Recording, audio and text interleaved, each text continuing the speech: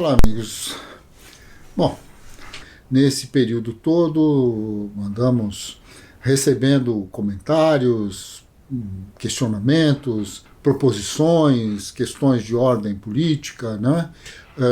Que acho que valeria a pena a gente fazer um primeiro movimento, um primeiro repasse na tentativa de construir perguntas e respostas um pouco mais razoáveis, um pouco mais dirigidas, né, para quem está acompanhando este projeto como um todo. Mas acho que, dentre os comentários, o que me pareceu bastante interessante é que, de uma maneira geral, as pessoas que estão fazendo suas reflexões, seja diretamente dentro do canal do YouTube, mas também na página do Facebook e coisas assim, quem está fazendo esse conjunto de comentários me parece bastante, vamos dizer assim, de uma maneira geral, são pessoas que estão muito preocupadas, algumas tentando identificar um caminho, uma saída, né?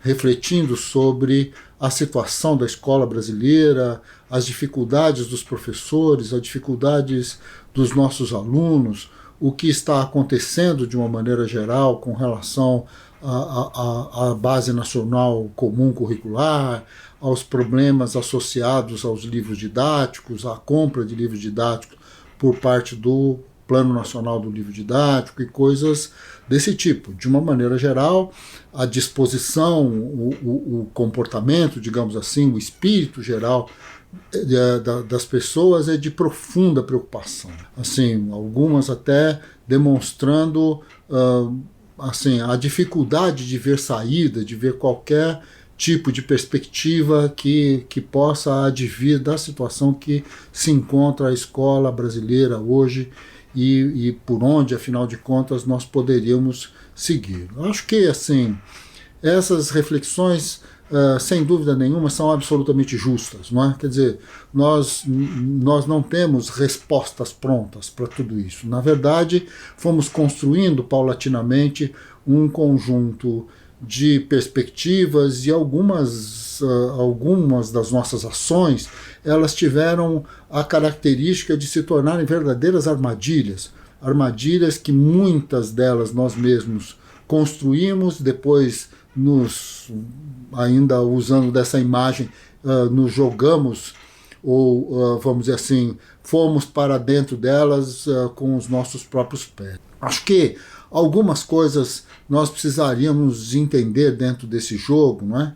De que, em primeiro lugar, a sociedade não funciona linearmente, né? As suas instituições, muitas vezes, algumas delas avançam em relação a outras, muitas vezes a população, de uma maneira geral, em função de discussões que podemos fazer aqui, sem dúvida nenhuma, mas não me parece que seja o momento, mas em função de situações bastante difíceis, acabam optando até pelo seu próprio, digamos assim, bloqueamento, né? Quer dizer, acabam desconfiando das instituições como um todo, acabam desconfiando da sua própria capacidade de criar um mecanismo e uma alternativa, e nesse sentido falta a todos nós a possibilidade de imaginar caminhos. Então, eu creio que, indo ponto a ponto, nós temos, em primeiro lugar, uma estrutura jurídica associada à escola de extrema violência. Se nós imaginarmos que essa escola brasileira, né, no começo do século XX, né, final do século XIX, enquanto escola para os filhos do proletariado, para os filhos dos trabalhadores, na sua grande maioria, ela nasce como uma escola do próprio movimento popular. Quem constitui a escola no Brasil, no sentido de estar a serviço da formação das classes populares, chamadas classes populares, né? É o movimento anarquista, de uma maneira geral, principalmente em São Paulo e creio eu, no Rio de Janeiro também, mas existem estudos sobre isso que acho que valeria a pena consultá-los. O que de alguma maneira é preocupante é que justamente quando chegamos ao governo de Getúlio, todas as formas, não é, de construção e de relação e de organização da classe trabalhadora são capturadas, cooptadas pela máquina de Estado. Tanto na forma do Ministério de Educação, que vai então trazer para o Estado a responsabilidade ou o poder de dizer o que se ensina e o que não se ensina, como na forma do Ministério do Trabalho, que vai ter o controle sobre todo o movimento sindical, sobre a legalidade do movimento sindical.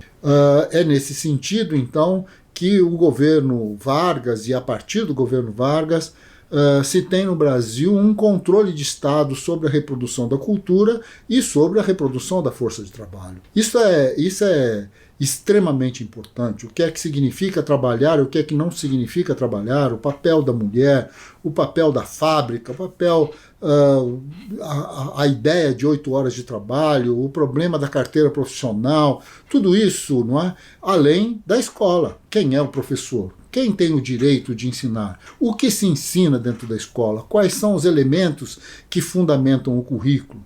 Isso deixa de ser de responsabilidade das comunidades, isso deixa de ser uma reflexão sobre o processo civilizatório de uma maneira geral, para ser uma reflexão de especialistas estreitamente vinculados, são, na verdade, funcionários de Estado, de uma maneira ou de outra, que, vinculados a esta máquina, vão tentar pensar o que é que a população pode ou não pode saber, o que é que ela deve ou não deve saber.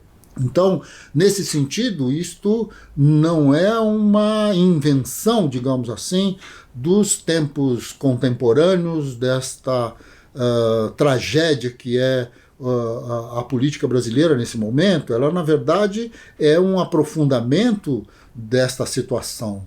Quer dizer, à medida em que não são... se a gente pensar em termos do ensino superior, isso fica muito claro. O que é que se deve ensinar para se ser um geógrafo, um historiador, um químico, um físico, um biólogo, não é? Uma parte considerável dessa discussão cabe ao Estado hoje. Quer dizer, os seus currículos, a maneira como entende, a Base Nacional Comum Curricular e o que entende por ser o ensino fundamental, a escola básica, digamos de uma forma mais geral, não é? Pensando desde do antigo primário até se chegar no fim do antigo colegial, hoje ensino médio e coisas assim. Então, nesse sentido, esta máquina, não é? Ela pensa a escola brasileira.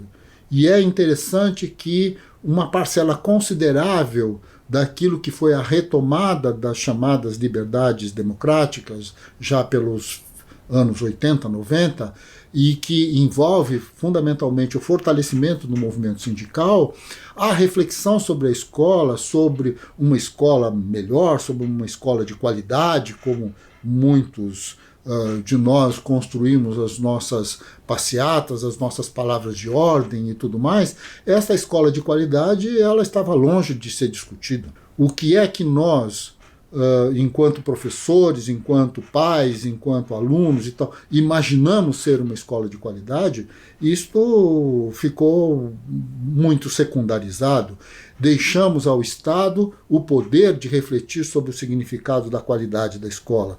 E fomos, então, às ruas para reivindicar melhores salários, melhor capacidade de consumo, mas não conseguimos reivindicar o controle sobre a escola, não conseguimos reivindicar o poder de dizer como uma escola deve funcionar. Os nossos diretores, e isto é uma reclamação generalizada, muitas vezes, para muito além do significado de dirigir uma escola, se tornaram verdadeiros burocratas que tinham ou ainda têm de preencher milhares e milhares de papéis e tudo mais.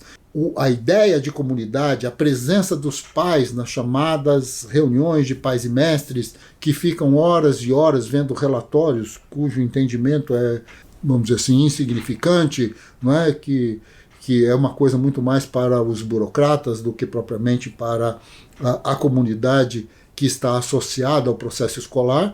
Então, tudo isso virou uma coisa bastante complicada. Quer dizer, quando chega no momento exato de se ter a população defendendo a escola, ela, na verdade, não tem experiência e nem sabe exatamente o que defender.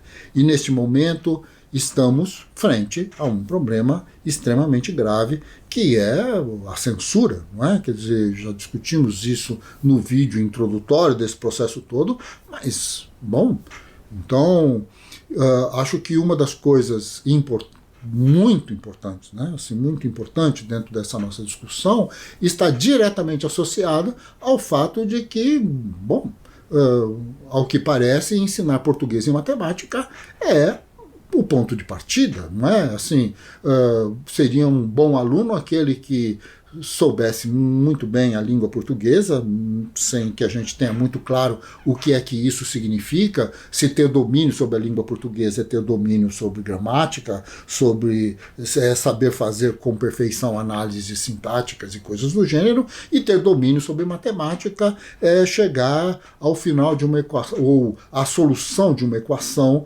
com alguma facilidade, a um domínio de relações geométricas com mais facilidade e assim por diante. A grande questão é por que, afinal de contas, nós precisamos saber uma gramática se nós não temos domínio sobre assuntos. Falamos sobre o que, afinal mesmo? Onde estão as disciplinas que falam sobre os assuntos? O que acontece, então, com a sociologia, com a filosofia, com a geografia, com a história, com a química, com a física, com a biologia? O que acontece com os assuntos? Nós precisamos dominar as estruturas lógicas de uma linguagem sem que a gente domine a estrutura lógica das disciplinas que, de alguma maneira, falam sobre o mundo? Precisamos saber como se fala sobre o mundo sem falar do mundo? É exatamente isso que é este o nosso caminho? Então, nesse sentido, acho que os questionamentos que foram colocados até aqui estão muito voltados à necessidade de construirmos outras respostas, e construirmos outras respostas envolve necessariamente um esforço brutal de nos organizarmos de outra maneira no interior de nossas escolas. Essa é uma busca que não tem escapatória, não é? Quer dizer, a questão da discussão sobre o poder, isto é, sobre o que é que se ensina, como se ensina, para quem se ensina e que significado tem ensinar, isto é uma coisa que não pode passar exclusivamente pela mão de alguns poucos especialistas, pedagogos e coisas desse gênero associados no formato de funcionários de Estado, fazendo da escola não uma discussão da comunidade e da construção da sua cultura, mas um lugar de reprodução de valores que estão colocados muito mais na cabeça de quem está no controle da máquina de Estado do que das comunidades que efetivamente vivem a escola. Então, nesse sentido, acho que nós precisamos de fazer uma reavaliação de valores e uma reavaliação sobre o significado da política nesse momento do nosso país. Um abraço a todos, espero que, de alguma maneira, isso já esteja abarcando uma parcela, né, das questões que foram colocadas e que nos permita, então, avançar sobre o que nós viemos fazendo até aqui. Até mais.